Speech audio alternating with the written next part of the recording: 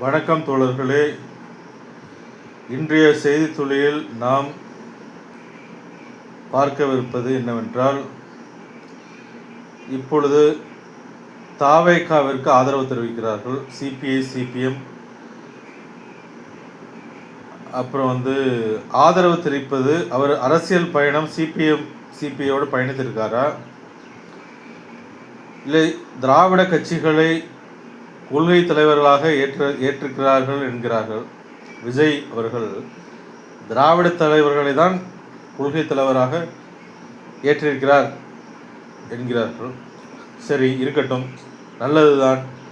ஆனால் திராவிட இயக்கத்தோடு பயணித்திருக்கிறாரா? பயணித்து எதிர்க்கிறாரா? இப்போ எம்ஜிஆர் அவர்கள் அடிமட்டத்திலேருந்து வந்தார், திராவிடத்தை எதிர்த்தார். அதுக்கப்புறம் தான் அவர் தனிப்பெரும் பான்மையாக அண்ணா திராவிட கழகம் என்று கட்சி ஆரம்பித்து அதுக்கப்புறம் தான் பெரும்பான்மை நிரூபித்து ஜெயிச்சிருக்கார். இவர் அது மாதிரி திராவிடத்தில் பயணம் செய்திருக்கிறாரா? மக்கள் பயணம் செய்திருக்கிறார் என்ற திராவிட குறைகளை சுட்டி காண்பித்திருக்காரா? திராவிட தலைவர்களை, திராவிட கொள்கையின் ஏதாவது திட்ட ரீதியாக குறைகளை சுட்டி காண்பித்திருக்கிறாரா? இப்போ தொல் திருமாவளவன் அவர்கள் சுட்டி காண்பிக்கிறாரு. சிபிஐ சிபிஎம் திராவிட தலைமையின் சிறு சிறு தவறுகளை சுட்டி காமிக்கிறது. தொல் திருமாவளவன் அவர்கள் மதுபான ஒழிப்பு மாநாடு என்று ஒரு மாநாடு நடத்தியிருக்காரு. திராவிடத்தில் பயணம் செய்திருக்கிறார். திராவிட தவறுகளையும் சுட்டி காண்பித்திருக்கிறார் திருமாவளவன் அவர்கள். அப்படி இருக்கும் பொழுது அவர் கொள்கை தலைவர்களை ஏற்கலாம். இப்போ இவர் கொள்கை தவறை ஏற்கிறார், திராவிட கொள்கை தலைவர்களை ஏற்கிறார். நாங்கள் ஆதரிக்கிறோம், விஜய் அவர்கள் ஏற்கிறாரு, ஆதரிக்கிறோம், நல்லது தான்.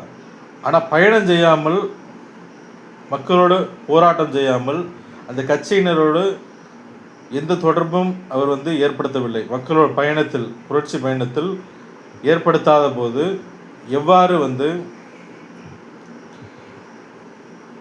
ஆதரவு தெரிவிக்கிறார்கள், சிபிஐ சிபிஎம் விஜய்க்கு ஆதரவு தெரிவிக்கிறார்கள் என்று தெரியவில்லை. அப்படி ஆதரவு தெரிவித்தால் அவரோடு பயணம் செய்திருக்கிறாரா, சிபிஎம் சிபிஐயோடு பயணம் செய்திருக்கிறாரா விஜய் அவர்கள் என்று கேள்வி முன்வைக்கப்படுகிறது.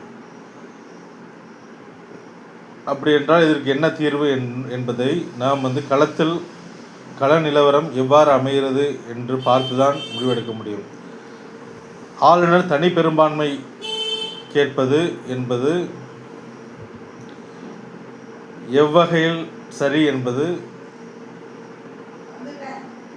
நமக்கு ஒரு கேள்விக்குறியாக விஷயமாக தான் பார்க்கப்படுகிறது. இதை நாம் இனிவரும் கள நிலவரம், அரசியல் கள நிலவரம் பொறுத்து தான் தனிப்பெரும்பான்மை சரியா, தனிப்பெரும் தொகுதியே போதுமானதா என்பதை பொறுத்து நாம் முடிவெடுக்க முடியும். அரசியல் வல்லுநர்கள் என்ன சொல்கிறார்கள் என்பதை பொறுத்து தான் நாம் தனிப்பெரும்பான்மை மட்டும் போதுமா, இல்லை தனிப்பெரும் தொகுதி மட்டும் போதுமா, தனிப்பெரும்பான்மை தேவையா என்பதை இனிவரும் அரசியல் கள நிலவரம் பொறுத்து நாம் செய்தியை வெளியிடுவோம். நன்றி, வணக்கம்.